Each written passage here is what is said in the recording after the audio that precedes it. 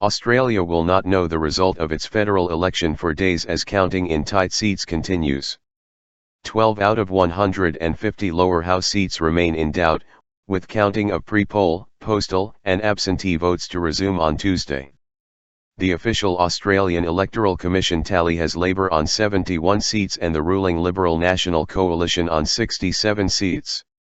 Independents and minor parties gained an unprecedented share of the vote.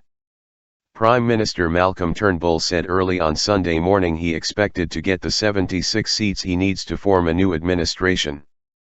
Postal votes are expected to favour his candidates. Analysts are still predicting that Mr Turnbull's coalition will come closest to forming a government, though a hung parliament, where neither party has an absolute majority, is likely.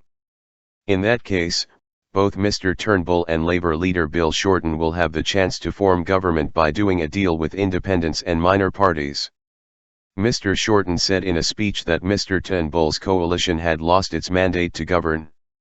Nearly a quarter of Australians voted for a lower house candidate from outside the major parties. Voting is compulsory in Australia and uses the alternative vote system where voters rank candidates in order of preference.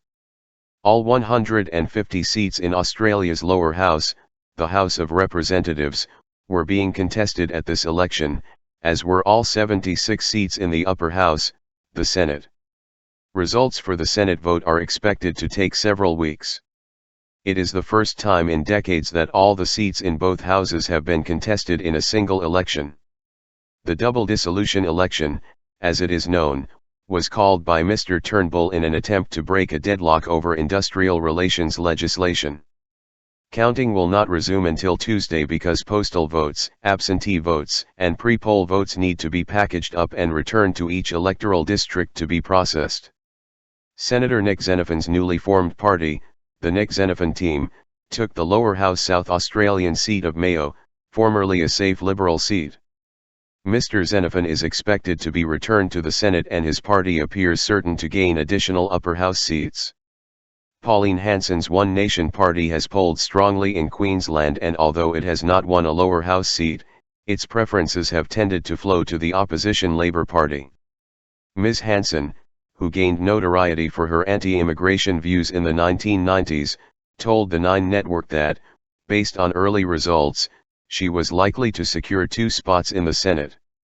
Independents Bob Catter, Andrew Wilkie, and Cathy McGowan were all returned to the lower house, as was Greens MP Adam Band. Mr Turnbull and Mr Shorten traded barbs as the close result became apparent, with the Prime Minister accusing the opposition of a dishonest scare campaign over the country's public health system, Medicare. He described the claims the government planned to privatize Medicare as some of the most systematic, well-funded lies ever peddled in Australia and said police would probably investigate claims of fraudulent distribution of text messages. Mr Shorten, meanwhile, said Mr Turnbull would never again be able to promise the stability which he has completely failed to deliver tonight. The leadership of both is being openly called into question. Mr Turnbull toppled the unpopular prime ministership of his Conservative colleague Tony Abbott with a promise that he could deliver the votes needed to keep the coalition in power. The Prime Minister was toppled once before by his party's right wing and one Conservative commentator has already called on Mr Turnbull to resign.